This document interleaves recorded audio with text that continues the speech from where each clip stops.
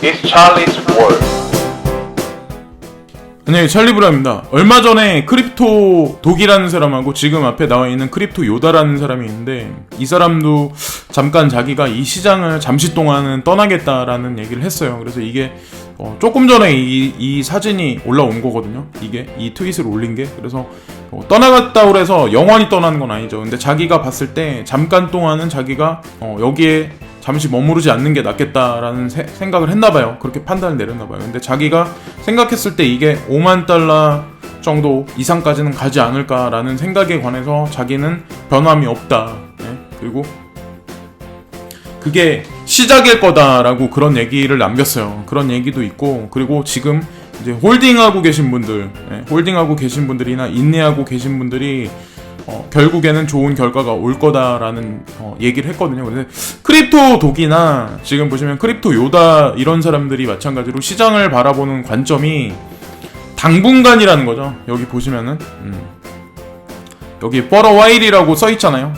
당분간. 그래서 당분간이니까 그렇다고 이 시장이 엄청나게 패닉이 올 거다라는. 근데 어쨌건 저는 좀 조심해야 할 구간이 원래는 1월달이라고 생각했는데 그때하고 2월달에 그런 게 그만큼 우리가 생각하는 것만큼 안 왔기 때문에 사실상 그게 딜레이 됐다고 생각하거든요. 그래서 이번 달이 좀 조심해야 되지 않을까라는 생각을 지난번 영상에서도 한번 드리긴 했어요. 그래서 좀 내가 추매를 한다고 생각했을 때는 공격적이기보다 약간 한 발 물러나서 그 텀을 조금이라도 좀 길게 잡자라는 말씀을 분명히 드린 적이 있어요. 그리고 저도 또한 그런 식으로 대응을 하고 있는 현재 상황이고, 그냥 간과하기에는, 그냥 흘리기에는 좀 모한 그런 멘트다라고 한번 말씀을 드린 거고, 그렇게 하자는 의미가 아니라 여러 가지 것들은 여러분들이 제 영상만 보시는 것도 아니고 다른 사람 것도 많이 보시고 그러실 거 아니에요. 여러 가지 것들 블로그도 참고하시고. 그러면 그렇게 하고 어쨌든 결론은 내 자신이 내린다고 생각을 하거든요. 근데 어쨌건 중요한 건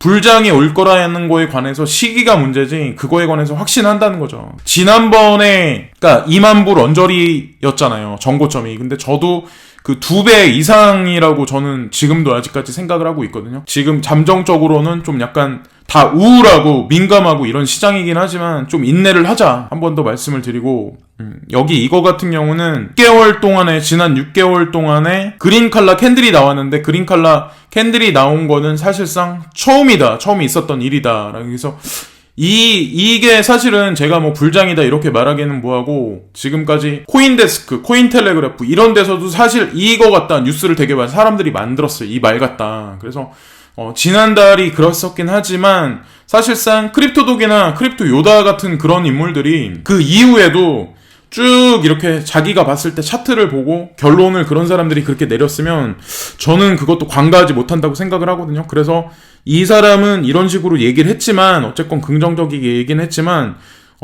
어디로 갈지는 모르죠. 근데 어쨌건 중요한 건 이렇게 말한 것도 있기 때문에 분명히 고려는 한번 해보시고, 근데 판단은 각자가 이제 내리는 거죠. 나의 포지션에 관해서. 전 세계에 있는 비트코인 ATM 개수에 관해서 나온 거예요. 그리고 미국이 2,606개, 그리고 캐나다가 700개, 오스트레일리아가 보시면 271개, 그리고 영국이 215개, 그리고 한국이 보시면 5개가 있어요. 그리고 일본이 9개가 있고, 그래서 지금 이런 식으로 추세가 지금 이런 식으로 돼 있다라는 거 한번 말씀드리고, 어저께부터인가요? 어저께부터 오늘 조금 전까지 아마 PHX 코인이 조금 올랐을 거예요. 그래서 제가 그게 좋다라고 딱 말씀드리는 게 아니라, 이 차트를 그린 분이 있는데 이거에 관해서 추종한 지가 꽤 오래됐어요. 한 3주에서 4주 정도 됐는데 저도 약간 그거를 눈여겨보고 있다가 이 사람이 어느 정도 맞추나. 근데 자기가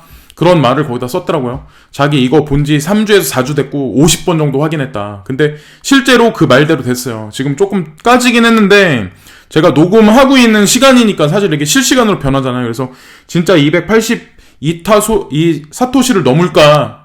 이 사람이 그 정도 능력치가 있을까라는 생각을 했었는데 아니나 다를까 실제로 넘었어요. 넘어가지고 넘었다가 지금 슬쩍슬쩍 지금 조정 장세에 들어갔는데 이게 레이븐 같이 그런 장세가 올지 안 올지 몰라요. 근데 저도 예전부터 조금 홀딩하고 있는 게 있기 때문에 관심을 좀 두고 있거든요. 그래서 한번 말씀드리고 사라는 의미는 절대 아니에요. 지금 특히나 이럴 때는. 그리고 이거는 XRP 차트인데 지금 보시면은 이거는 구독자가 상당히 많은 사람, 그러니까 추종자가 되게 많은 사람이 이걸 그려서 올린 거거든요. 그래서 저도 XRP에 관해서 이분이 이제 한마디를 했죠. XRP가 이렇게 돼서 한 요 정도 때 수렴을 하지 않을까. 그리고 자기가 생각했을 때는 어느 시점이 가면 쭉 치솟을 거라고 했는데 그게 안 되니까 조작질이다. 근데 실제로 아마 아시겠지만 기술적 분석으로만 만약에 이 시장을 판별했을 때 그 사람들 말이 전면적으로 100% 다 맞았다면 그 사람들은 진짜 백만장자죠. 완전히 밀리언에어죠. 근데 그렇지 않은 개인 투자자들이 대다수라는 거죠. 저는 그런 식으로 생각을 하거든요. 이런 기술적 분석도 중요하고 예를 들어 차트 잘 보는 사람 그런 말도 중요하고 정치적인 이슈나 이번에 북미회담이라든가 앞으로 차후에 북미회담이 열려지는 시기 그리고 브렉시트가 어떻게 될 건가 그리고 베네수엘라의 문제도 그게 다 한테 다 엮여서 믹스돼서 어느 시점에 트리거로 작용할 거라 생각을 하거든요. 그래서 그 시점을 맞추는 게 중요한 거죠. 사실은 기술적 분석하고 같이 차트랑 봐서. 그래서 이 사람이 왔을 때는 3월달 중순 정도에 수렴하지 않을까라는 얘기로 다시 한번 말을 바꿨어요. 그래서 추종자가 많다는 얘기는 그래도 어느 정도 마친 이력이 많기 때문에 이런 것도 말을 한다고 생각을 하거든요. 그래서 일단 한번 말씀을 드렸고, 그리고 이거 같은 경우는 레이븐 코인이 상당히 많이 올랐죠. 요 근래. 그래서 레이븐 코인이 위에 빨간색으로 지금 이렇게 있고 이만큼 추세가 올랐고 PHX하고 여기 그래프를 보시면 거의 엇비슷해요. 예, 지금 보시면 근데 PHX가 어떻게 움직일지 몰라요. 거기에 세력이 장난질을 칠지 안 칠지는 모르지만 이런 식의 움직임이 있었다라는 거를 이제 한번 말씀드리는 거죠. 그래서 어쨌든 레이븐 코인도 조정 강세에 들어가거나 해도 나쁘지 않은 코인이고 PHX 지금 차트가 너무 비슷하기 때문에 저는 제 개인적인 바람은 이 파란색 선이 여기 앞에 빨간색 선 같이 이렇게 좀 올라주면 좋지 않을까라는 생각을 하는 거죠. 그래서 PHX 코인 같은 경우는 네오에서 운영되는 뎁5라고 있는데 거기 포함돼서 운영되는 코인 중에 또 하나예요. 그리고 딥브레인 체인이라든가 QLC라든가 여러 가지가 있어요. 근데 여러 가지가 있긴 한데 어쨌건 이거 같은 경우도 팀이 상당히 열심히 하고 열심히 하는 것도 사실이고 스캠도 아니고 그래서 어쨌건 잘 됐으면 좋겠고 그리고 여기 나와 있는 것 같은 경우는 이 사진을 보시면 바이낸스 코인이 8위까지 올라갔어요. 마켓캡에서 지금 보시면 원래는 10위였었잖아요. 그래서 막 코인텔레그래프 코인데스크에 나왔었는데 어느새 여기까지 올라왔어요. 그래서 그래프를 보시면 다른 건 다 꺾어져서 지금 횡보를 하거나 하락을 하는데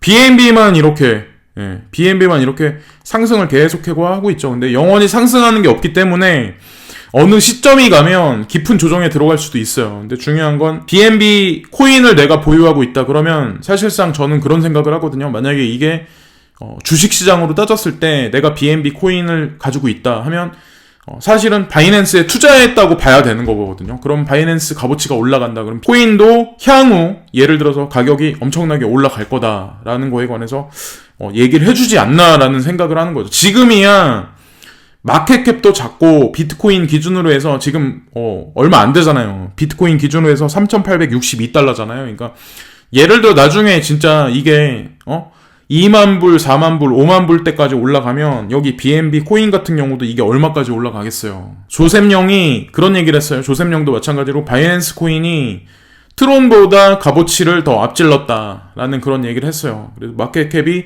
지금 보시면 1.6 빌리언까지 올라가 있고 크립토 마켓에서 지금 9번째까지 올라가 있다는데 좀 전에 봤을 때는 8번째잖아요. 그러니까 이게 시간차가 있긴 하지만 8번째, 9번째 이런 식으로 왔다 갔다 하겠죠. 근데 어쨌건 조셉영 같은 그런 인물도 지금 이거를 눈여겨보고 있다라는 거에 관해서 한번 말씀드리고 오미세고도 무슨 일을 하나 제가 막 찾아봤는데 트위터에 이렇게 올려서 보면은 거기 자기네 한 달에 한 번씩 보고서 같은 걸 이렇게 내거든요. 근데 여기서 자기네 행사 참여하는 거에 관해서 나온 게 있어요. 그래서 2019년 3월 3일 날 플라즈마 어플리케이션 워크숍에 자기네가 참여를 해요. 플라즈마 체인에 관해서 이제 발표를 하고 이거는 온라인으로 진행되는 거고, 그리고 기술적인 거에 관해서 쭉 나열해 있긴 한데, 사실은 이 보고서에 보면은 저는 이게 뭔 말인지 몰라가지고 뭐라 말씀드리긴 뭐하고, 어쨌든 이런 식으로 일을 한다. 근데 대대적으로 마케팅을 안 하고 있는 건 사실이에요. 그리고 3월 8일날 보면 퓨처 오브 페이먼트에 보면 거기에 이제 자기네가 참가를 한대요. 근데 싱가포르에서 열리는데, 거기에 제일 가장 중요한 게 뭐냐면 보스턴 컨설팅 그룹에서 거길 참여를 한대요. 근데 보스턴 컨설팅 그룹이 참여를 하는데 그게 뭐가 대단하냐라고 말씀하실 분들이 있어요. 근데 보스턴 컨설팅 그룹이라는 게 내가 어떤 데냐면 전 세계를 움직이는 그림자 금융 세력들이라는 사람이 있죠. 이거는 제 추측인데 실제로 보스턴 컨설팅 그룹에서 경력을 쌓아서 여기서 어느 정도 커리어를 쌓은 사람들이 전 세계에 있는 마소나 IBM이나 아마존이나 페이스북이나 전 세계에 있는 대다수의 막 그런 데 있잖아요. 그런 중요한 그룹들. 그리고 하다못해 한국 같은 경우는 카카오하고 관련돼 있는데 카카오뱅크라든가 그런데, 그리고 뭐 알리바바라든가 그런데 중요 직책 자리에 아시아계나 아니면 뭐 머리 검은 외국인, 그러니까 한마디로 뭐 그런 사람들도 되게 많이 포진이 돼 있고, 소프트뱅크에서 운영하는 여러 가지 소프트뱅크 벤처스라든가 그런 데서도 사실은 여기에서 커리어를 쌓은 사람들이 많이 어떤 인간관계가, 우리가 모르는 인맥관계가 분명히 엮여져 있는 것 같더라고요. 제가 여태까지 뉴스를 많이 보고 그랬었는데. 그래서 저도 그래서 사실은 예전부터 이제 오미세고 같은 그런 코인은 실제로 미주은행도 여기 투자를 했었고 2013년도에, 그리고 소프트뱅커도 투자를 했기 때문에 사실은 그냥 지나치기에는 좀 딱 눈에 보여지는 어떤 마케팅적이거나 아니면 뭐 예를 들어서 코인 가격이 엄청나게 급등해서 막 그런 건 아니지만 그래도 투자하기에 나쁘지 않은 코인 아닐까라는 생각을 항상 말씀드리는 게, 사실은 이런데 참가를 내리고 참가를 하고 이런데 사실은 저는 의미 부여를 되게 많이 하는 거죠. 사실은 그런 분들이 있어요. 코인 가격이 떨어지면은 막 욕하고 팔고 나가고, 나중에 또 그런 사람들이 보면 웃긴 게 또 코인 가격이 오르면 또 그걸 또 엄청 믿어요. 그게 사람이라는 거죠. 예를 들어서 지금 코인 가격이 이렇게 막 보잘것없고 횡보를 되게 오래 하니까 야, 이 시장 끝났다 막 이렇게 근데 한쪽에서는 오히려 지금 같은 때는 그레이스케일 그 자산운용사 이런 데는 오히려 조금 돈 많고 시간 많고 이런 사람들은 일반 사람들은 밥 먹고 살기 위해서 밖에 나가서 일하기 되게 바쁘잖아요. 그러니까 일하고 관련된 거, 사람들하고 부딪히고 스트레스 받고 집에 오면 자기 바쁘고 이러니까 생각을 다변화해서 골똘하게 깊게 못 한다는 거죠. 그러니까 그냥 그대로 그냥 사는 거야, 나이만 먹고. 근데 예를 들어서 그레이스케일 같은 그런 자산 운용사, JP모건이나 골드만삭스 이런 데에 돈을 내 돈 좀 굴려줘 이렇게 와가지고 막 PB를 만나고 이런 사람들은 시간 많고 돈도 많고 그러니까 자기네가 어디 가도 돈이 될 거라는 걸 알잖아요. 그러니까 예를 들어서 보스턴 컨설팅 같은 데도 찾아가거나 그런데 돈이 억수로 진짜 몇십조 있는 사람들은 그런데 관계가 있겠죠. 저는 잘 모르지만 그냥 지레 짐작을 할 뿐이죠. 근데 어쨌건 그런 식으로 하지 않을까. 근데 오미세고도 보스턴 컨설팅이란 얘기 딱 있는 거 보니까 제가 디테일하게 나중에 찾아보고 다시 한번 방송에서 언급을 할 건데, 예사롭지 않게 보는 것 중에 하나이긴 해요. 사실은 4월 8일 날부터 4월 11일 날 보시면 8일부터 10일까지 한 번 또 하고, 그리고 4월 11일부터 14일까지도 또 행사를 해요. 여기서 뭐 대대적인 발표한다는 얘긴 얘네는 안 해요. 얘네는 발표가 있다고 그래도 안 해요. 근데 오미세고는 제가 강조해서 말씀드리지만 이렇게 계속 횡보하다가 어느 순간이 되면 지 혼자 난리 부르스를 치는 게 오미세고 코인이라는 거죠. 그거는 분명히 알고 계시라는 거죠. 저는 이거를 뭐 사라 마라 어디까지나 개인의 판단이에요. 전체는. 근데 그렇다고 지금 사가지고 떨어져도 내가 먹는 리스크고, 여기서 떨어져봐야 얼마나 더 떨어지겠어요. 근데 오르면은 훨씬 많이 오른다는 건데, 올랐다고 해서 저한테 돈 주시는 건 아니잖아요. 그렇다고 제가 그 돈 받아먹을 인간도 아니고 남의 거 공짜가 어딨어요. 저는 항상 그런 생각을 하거든요. 그래서 어쨌건 모든 건 다 개인의 판단이다. 이거 보시면 라이트코인 파운데이션 한다. 라이트코인이 올해 8월달에 제가 강조해서 계속 말씀드리잖아요. 8월달에 밤감기에 들어가요. 그래서 시세가 뭐 지금 지지를 하는지 어떤지는 저는 추종을 안 해서 잘 모르겠어요. 제가 보유한 것도 아니고. 근데 보시면 마케팅적으로 여러 가지를 지금 하고 있는 건 사실이에요. 그리고 티켓에 관해서 지금 어느 정도 가격을 낸다라는 거에 관해서 발표를 구체적으로 이제 하고 있는 거죠. K-팝하고 관련해서. 첫 번째가 10개 라이트코인, 그리고 두 번째가 VIP 두 번째가 8개. 라이트코인은 페이하면 여기에 진짜 참여해서 볼 수 있다. 그리고 이거는 지하경제에서 $100짜리 지폐가 번성하여 1조 2천억 달러로 증가됐다. 사실은 지하경제가 있을 수 있고, 거기 이렇게 큰 돈이 거기 머무르고, 사람과 사람 사이에 이 자금이 왔다 갔다 하는 데는 사실 캐시가 작용하는 거잖아요. 근데 그런 사람들이 있어요. 야, 블록체인 코인 같은 경우는 그거 추적하기도 쉽지 않고 그러기 때문에 마약 거래 이런 거에 쓰기 때문에 그거를 정부에서 드릴까? 라고 말씀하시는 분들이 있어요. 근데 오히려 캐시 같은 거, 그러니까 예를 들어서 정부에서 추적하지 못하는 거, 금이나 은이나 캐시 같은 거, 이런 거 같은 경우는 사람들이 어디다가 숨겨놓을 수 있잖아요. 숨기고 뒤로 빼돌리고 거기다가 교환이 됐을 때 세금도 낼 필요도 없고, 설상 합법적으로 했다 해도 그러면 그게 탈세의 온상이죠, 사실은. 그러니까 정부에서는 결정적으로 암호자산에 관해서 분명히 제도권 안에 수용을 할 거라는 거죠. 근데 그 기점이 되는 게 비트코인 ETF가 분명히 기점이 될 거예요. 그리고 이번 연도 4월 5일까지는 4월 5일 전에는 분명히 발표를 한다고 그랬잖아요. 그렇게 따졌을 때 오늘이 3월 3일이잖아요. 그러면 한 달 남은 거, 한 달이 고비예요. 한 달이. 제가 봤을 때는 한 달이 여기서 만약에 ETF가 승낙이 돼서 조금 오를 수는 있어요. 근데 중요한 건 뭐냐면 이 한 달이 암흑기 중에는 암흑기일 수도 있다는 거죠. 왜냐면 마지막까지 쥐어짜내는 마지막 고비일 수도 있다고 저는 생각을 하거든요. 지금이. 그게 원래 1월 달에 와야 되는데 이제 1월 달에 2월 달에 그런 게 안 왔잖아요. 사실은 여러분들이 생각하는 그런 어떤 패닉장이 안 왔잖아요. 그러니까 그게 사실은 이번 달을 그래서 조심스럽게 생각해서 떠나는 사람이 있던 거죠. 그래서 아까 그래서 한번 말씀드렸고, $100짜리 지폐는 이제 $1짜리 지폐보다 더 높은 발행료를 누리고 있습니다. 발행 비율이 점점 더 높아진 거예요. $100짜리가. 그리고 연방준비은행 자료에 따르면 전 세계 120억 달러가 넘는 $100짜리 지폐가 유통되고 있습니다. 라는 그런 얘기를 하는 거죠. 그리고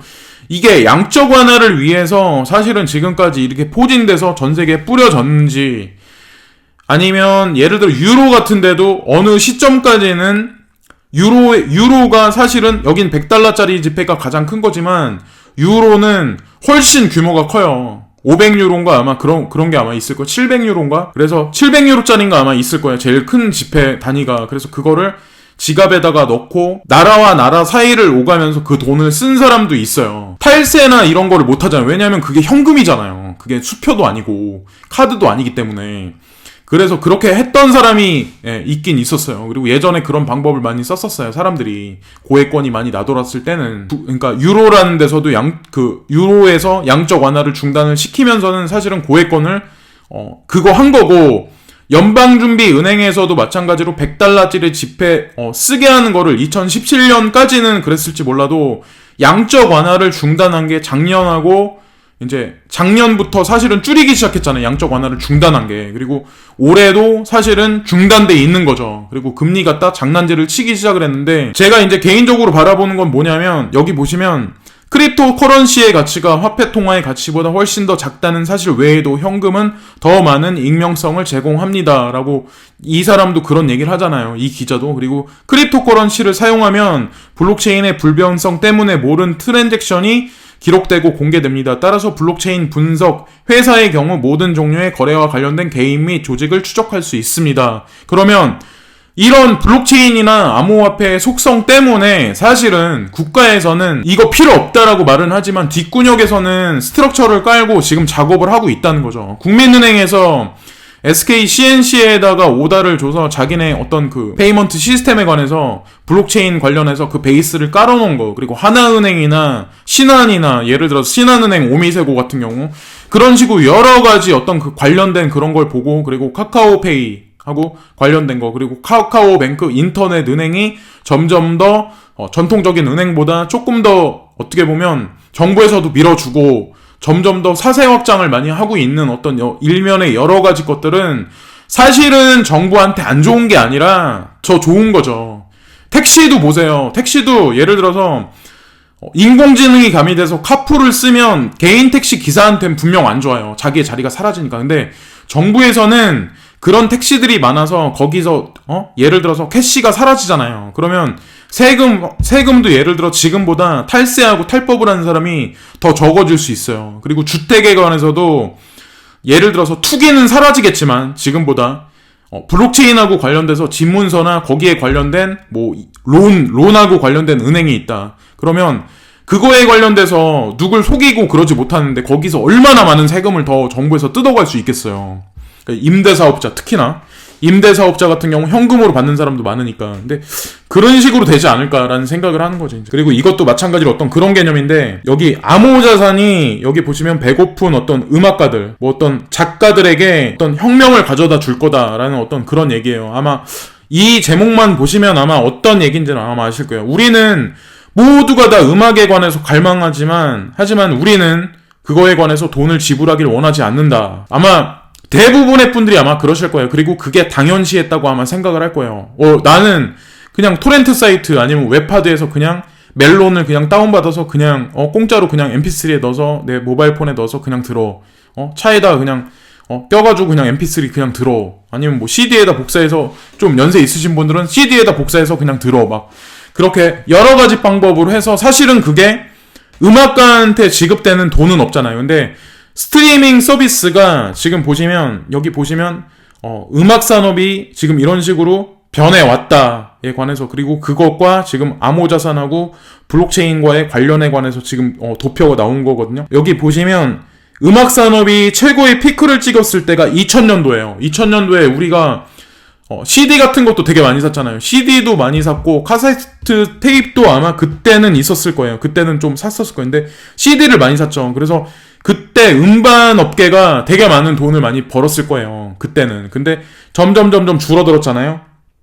2017년까지. 그리고 지금에 와서는 어느 시점부터는 스트리밍 서비스가 점점 올라갔어요. 그래서 어느 시점까지는 예를 들어서 2015년까지는 어느 시점부터 mp3가 나오면서는 음악 시장 산업이 저작권에 관해서 위반되는 거에 관해서 잡아내지도 못하고 수익을 추구하기에 되게 막 그랬었는데, 앞으로는 뭐 YG라든가 아니면 JYP라든가 뭐 SM 같은 데가 조금 더 수익률을 많이 추구할 수 있는 게, 그 사람들이 만약에 제작해내는 어떤 그 아이돌 그런 가수들이 만약에 탄탄하고 기획력이 그때까지도 앞으로 향후에도 탄탄하다면 저는 나쁘지 않을 거라고 판단하거든요. 그런 회사들조차도. 법 mp3 어떤 그런 파일이 넘나드는 그런 지금 토렌트 시장, 웹하드 뭐 이런 시장이, HTTP 같은 그런 어떤 그 한국 정부에서도 그거에 관해서 뭐 음란물이나 이거에 관해서 사실 제동을 건다고 그러는데, 사실상 제가 바라보는 거는 토렌트까지 사실 관련이 있다고 생각을 하거든요. 지금은 거기까지만 손을 쓰지만 저는 더 나아가서는 더한 것도 아마 할 것 같아요. 예, 제가 느끼는 건. 그래서 비트 토렌트하고 BTT 토큰하고의 그 관계, 그 관계를 가만히 보시면 나중에는 그거를 이용해서 수익률을 분명히 추구하는 어떤 그거를 아마 올릴 거예요. 그래서 우리가 얘를 불법으로 지금 다운받고 뭘 쓰고 막 그런 사람들이 되게 많지만, 그거를 나중에는 페이를 하고 돈을 기꺼이 내고 어쩔 수 없이 써야 되는 어떤 그런 음악 한 곡에 관해서도 스트리밍 시장이 이런 식으로 올라간다면, 시간이 흐르면 흐를수록 아티스트가 가지고 있는 저작권을 가지고 있는 그 사람의 어떤 그 저작권료는 점점 더 블록체인으로 관리가 되기 때문에 불법이 중간에 낄 수가 없다는 거죠. 그러니까 좀 전에 말씀드린 어떤 현금이 많이 늘어났었는데 그거에 관해서 통제하기가 되게 쉽지 않기 때문에 국가에서도 장려를 한다면,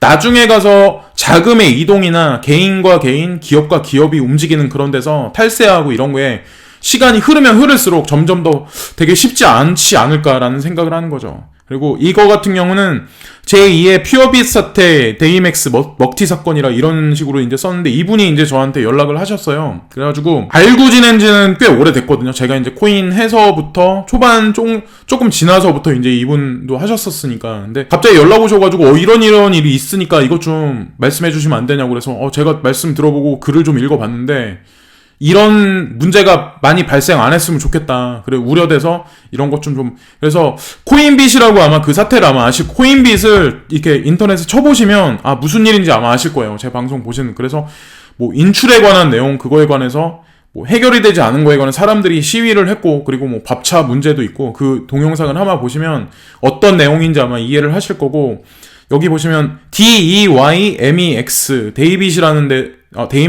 데도 있는데 여기 보시면 데이맥스도 마찬가지로 인출권에 관해서 미지근한 지금 반응을 보여서 사실 이분이 저한테 이제 이분이 글도 여기다 코인팡에다가 글도 쓰셨고 그런 거거든요. 그래서 이 문제가 어떻게 될지는 몰라요. 저도. 그리고 제가 당사자가 아니기 때문에. 그리고 사실상 그래서 이분이 어느 시점까지는 만약 거기다 돈을 얼마를 내면 어느 시점까지는 그 돈이 이렇게 돼가지고 투자한 게 아니라 거기서 뭐 지급을 해준다거나 뭐 이런 걸 다 적절히 해줬고 그래서 자기가 인출하려고 했는데 어느 시점이 딱 되니까 인출을 안 해주기 시작을 했대요. 그래서 여기서 보시면 미국 거래소 규정 강화로 여기 보시면 개인 인증, 신원 인증에 관해서 받아야 출금이 된다고 합니다. 그래서 이분이 그거에 관해서 규정을 지키기 위해서 뭐 어떻게 했다. 근데 또 다시 규정을 또 바꾸더래요. 그래서 규정 바꾼 거를 또 지켜서 또 했더니 또 바꾸더래요. 그래서 그거대로 또 말을 했더니 그 다음서부터는 그냥 언급이 없더래요. 그래서 그거에 관해서 걱정이 되잖아. 이분도 여기다 작은 돈을 넣으신 게 아닌데 제가 링크를 여기 밑에다 걸어 둘 테니까 그거를 보시고 각자 이제 판단을 하죠. 근데 제가 항상 제 채널에서 말씀을 드리지만 대규모 거래소 있잖아요. 그러니까 뭐 여러 가지 뭐 해킹 의혹이나 루머들이 많았던 빗썸 같은데 예를 들어서 빗썸이나 빗썸은 저는 좀 비추거든요, 솔직히. 그러니까 그 기업 자체는 좋은데 어떤 제가 봤을 때 부정적인 면도 좀 상당히 있는 거는 맞는 것 같아요. 빗썸 같은 경우. 그래서 좀 약간 그렇고 업비트나 코빗이나 코인원 그런 데는 어떨까라고 제가 이제 항상 말씀드리는 거죠. 그러니까 소규모 거래소가 사람들을 끌어모으기 위해서는 이런저런 방법을 많이 쓰죠. 어쩔 수 없이 대기업하고 경쟁을 해야 되기 때문에. 근데 그런데 예를 들어서 뭐 코인도 마찬가지예요. ICO 한다 이러면 뭐 누가 뭐 준다, 뭐 대단하게 뭐 해준다 이러면 그거를 다 믿지 말라는 거죠. 거래소도 마찬가지로 뭘 해준다, 뭐 어쩌고저쩌고 해준다 했을 때는 뭔가 있기 때문에라고 저는 항상 생각을 하거든요. 그러니까 차라리 그럴 바에는 업비트, 코빗이라든가 코인원 아니면 빗썸 같은데 최하 그 이외에는 국내에서 하실 분들은 그 이외에는 떠나지 마시라는 거죠. 차라리 다시 한번 이제 강조해서 말씀을 드렸고 며칠 전에 이제 북미 정상회담이 결렬돼가지고 야 이거 이러다가 통일 끝나는 거 아니냐라고 말씀하실 분들이 되게 많아요. 그리고 저는 제 채널에서는 작년 7월 달부터 지금까지 계속해서 강조를 해왔기 때문에 저는 그게 제 채널의 정체성이고 메인 어떤 베이스이기 때문에 그거를 만약에 꺾잖아요. 그러니까 중국에 관한 어떤 그것도 제가 중국을 좋아하진 않아요. 그리고 중국이 살기에 좋은 나라도 아니에요. 근데 저는 방향이 그렇게 가지 않을까라는 생각이 있기 때문에 그렇게 했기 때문에 저는 그거를 안 꺾죠. 말을 중간에 바꾸진 않죠. 방송을 접는 한이 있어도. 왜냐하면 제가 여태까지 해왔던 200개가 넘는 동영상이 사실은 다 그렇게 말들을 해왔는데 제가 중간에 말을 바꾸면 제 개인적인 어떤 그런 건 없는 거잖아요. 그러니까 저는 그거에 대해서 꺾진 않죠. 시간이 문제일 뿐이지 방향성은 맞다고 생각해요. 그리고 지금 보시면 한미 키리졸브 독수리 훈련 종료 결정 비핵화 노력 뒷받침이라고 여기 나오잖아요. 그래서 KR 한글 명칭 변경에 7일간 실시 그리고 FE 명칭 없애고 소규모로 연중 시행 정경두 국방 셰넌헨 미국 국방대행 전화통화 군사 대비태세 확고히 유지 뭐 이런 식으로 이제 나오긴 했는데 예전보다 사실은 한미 간의 어떤 그 군사 훈련에 관해서 규모를 축소시킨 거예요. 그러니까 왜 그런지는 아마 아실 거예요. 이런 게. 그러니까 돈 때문에 그런 것도 있고 사실은 국방비에 관해서도 계약을 예전에 뭐 몇 년에 한 번 했으면 지금은 1년에 한 번씩 하기로 했잖아요. 그리고 트럼프 대통령이 그런 얘기를 했어요. 너네 돈 더 내야 된다. 그리고 다음에는 너네 돈 더 내라. 다음에 이거 할 때 그 얘기가 가만히 이거를 아구를 맞춰보세요. 그러면 지금 북미 회담이 결렬됐다고 해도 그렇게 많이 머지않은 시간 내에 다시 만나게 돼 있어요. 분명히. 미 경제도 빨간불 트럼프 내후 외환 깊어지나 이거는 미국 경제에도 아마 나오는 얘기일 거예요. 분명히. 이번에 회담이 잘 안 됐기 때문에 트럼프는 수세에 몰릴 거고 그리고 탄핵이 될 거다라고 말했던 몇몇 사람이 근데 제가 항상 말씀드리지만 소위 그냥 자기가 분석가라고 하는 사람들 대다수가 보면은 그냥 언발에 오줌 누기 식이죠. 그냥 실시간으로 그냥 큰 어떤 포텐셜 큰 그림을 보고 퍼즐을 맞추면 이 사람이 했던 말하고 지금 이번에 김정은하고 회담이 결렬된 거는 하나의 그냥 조각도 안 돼요. 큰 어떤 그림에서 보면. 그래서 제가 이 말하면 너무 고집부린다라고 근데 그거는 제가 그랬잖아요. 시간이 지나면 그 프레임이 분명히 다시 껴맞춰질 거다라고 제가 그래서 이건 아직까지 끝나지 않았다. 그리고 트럼프가 다음에 차후에 만약에 북핵 협상이 만약에 온건하게 만약에 괜찮게 만약에 풀러질 경우는 이 사람한테 정치적인 거나 경제적인 거나 이 사람 말빨이 더 많이 흘러갈 확률이 높아요. 그리고 장벽의 건설에 관한 것도 강력하게 내세워서 결국에는 실행을 시킬 거예요. 지금 예산을 3분의 1밖에 못 받아냈지만 그것까지 보고 이 사람도 김정은도 지금 움직인다고 저는 생각을 하거든요. 이거는 이제 제가 작년서부터 이건 얘기를 했었는데 글로벌 투자 자금이 아시아 신흥시장으로 고고라고 올 들어 상하이 종합지수 18% 상승, 신흥국 주식펀드 186억 달러 순이익이라고 여기 써있잖아요. 그래서 아시아를 중심으로 한 신흥국에 돈이 몰리고 있다. 미 연방준비제도의 금리 인상 연기 시사와 미중 무역 분쟁 타결에 대한 기대감 등이 글로벌 투자 자금을 이들 지역의 주식 채권 시장으로 다시 끌어들이는 모양새다. 일각에서는 글로벌 경제 상황이 여전히 짙은 불확실성을 내포하고 있다며 경계심을 늦추지 말 것을 조언했다. 저는 그런 식으로 바라본다는 거죠. 예를 들어서 뭐 유럽이다, 미국이다. 그러면 얼마나 많이 발달돼 있어요. 사람도 어느 정도까지 많이 살고. 근데 어느 정도까지 올라갔기 때문에 이제는 주식도 그렇고 전반적으로 꺼질 수밖에 없는 상황이고 지금은 중국이고 인디아라는 거죠. 인도네시아 뭐 이런 나라들 그리고 유럽으로 따지면 터키 같은 나라 그러니까 그런 나라로 이제 자금이 몰려서 그게 예를 들어서 6개월 이내 1년 이내에 빠지면 예를 들어서 중국이 망할 거다 인도가 망할 거다 그리고 미국하고 유럽이 다시 부흥할 거다 말했던 사람이 맞는 거지만 이 자금은 연속성이 있어가지고 10년 동안 계속 갈 거라는 거죠. 그러면 결국에는 그런 분들이 말했던 게 사실은 다 틀리다는 거죠. 결국에는 그렇게 될 수밖에 없어요. 어떻게 보면 투자해서 더 많은 수익을 낼 수 있는 시장이 중국이고 인디아라는 거죠. 정치 권력적으로도 아마 많이 상승을 할 거예요. 지금의 미국이나 유럽보다는. 쿠팡이 음식 배달 시장 출사표 데이터로 승부.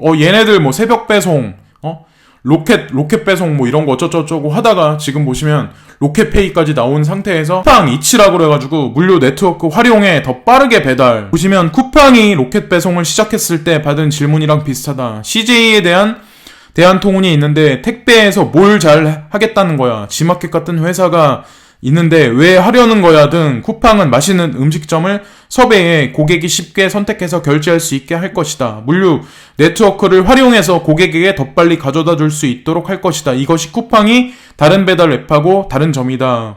라고 지금 나와서 쿠팡 이츠까지 지금 출사표를 던진 현재 상황이에요. 자, 얘네는 지금도 적자인데 왜 이런 식으로 계속해서 확장을 하고 있냐. 그러면 지금 얘네가 이렇게 해서 지금 쿠팡 플렉스맨들이 알바를 하는 게 나중에 로봇이 대체가 되고 5G가 지금보다 더 탄력적으로 보편화가 지금 향후 몇 년간에 걸쳐 되면 결국에는 무인 자동차에 여기서 출발시키는 로봇가 거기에 음식물이나 아니면 뭐 식료품 같은 게 실려가지고 만약에 사람들한테 배달이 돼서 그 운송비라든가 아니면 뭐 택배비가 줄어든다면 과연 어느 택배사를 쓰고 어디 음식을 먹겠어요.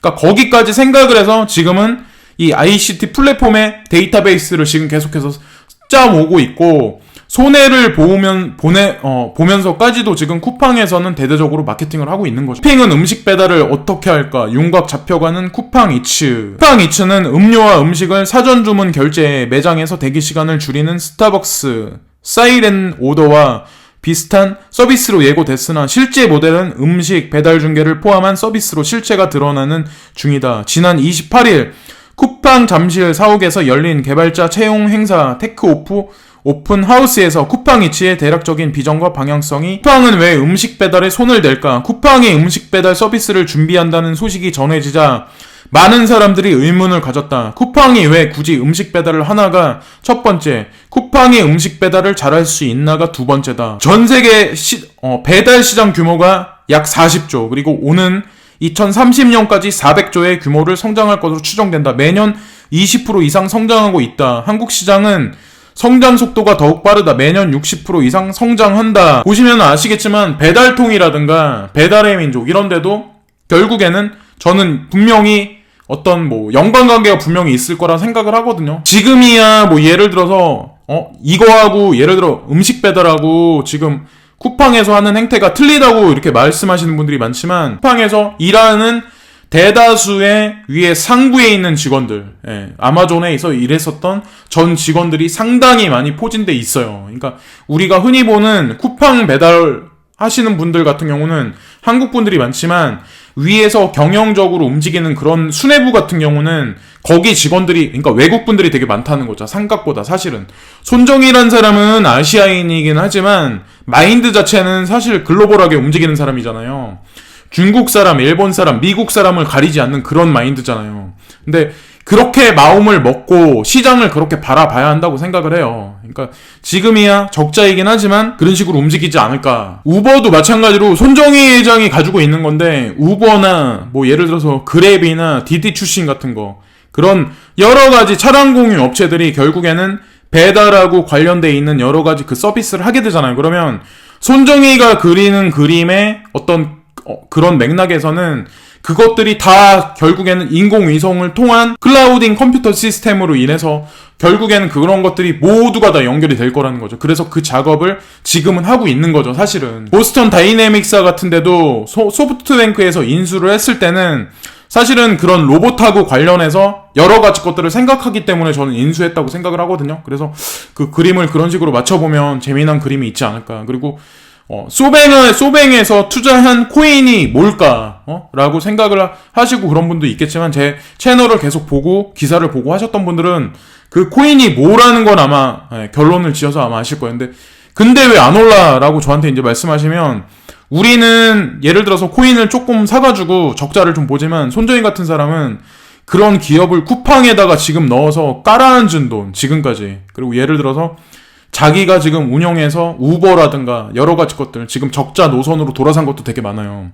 그러니까 그런 사람들도 한번 생각을 해보자는 거죠. 그런 사람 입장에서는 어떤 생각을 가지고 지금 계속해서 사업을 운영하겠어요. 그러니까 우리가 뭐 코인을 홀딩하고 있다, 아니면 어떤 코인에 관해서 비전이 있다고 판단했을 때 어떤 포텐셜을 크게 보고 홀딩할 수 있고, 그 비전을 좀 크게 보고 움직일 수 있는 어떤 그런 투자자가 돼야 되지 않을까라고 이제 생각을 하는 거죠. 근데 이번 달은 그래도 제 말이 틀릴 수도 있어요. 근데 제 말이 틀릴 수도 있지만 어쨌건 추매를 하시거나 그러실 분들도 갭을 조금, 텀을 조금 길게 보시고 조금 접근하시는 게 낫지 않을까. 지난달보다는 아무래도 좀 그렇지 않을까라는 생각을 하는 거죠. 그래서 우려가 많고 좀 서로 간에 좀 민감한 이번 달이긴 하지만, 어쨌건 저는 궁극적으로 아까 크립토 요다가 말한 것 같이 5만 달러라고 그 사람이 얘기를 했잖아요. 그래서 저도 지난번 정고가 한국 돈으로 비트코인 기준에서 2,900만원? 2,870만원인가 아마 찍었던 걸로 기억을 하는데, 그 전고로 따졌을 때는 기간으로 봤을 때 2배 이상으로 보니까, 그리고 저는 더 많이 올라갈 거라 생각을 하거든요. 그래서 지금 향후 도래하는 몇 개월 안이 되게 많이 중요한 구간이다. 근데 이번 달이 아마 제가 봤을 때는 개미들 멘탈을 탈탈탈 터는 마지막 구간이 아닐까 이제 생각을 하는 거죠.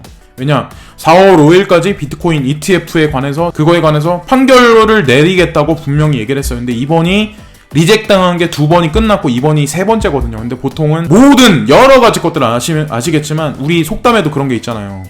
못해도 3세판이라고.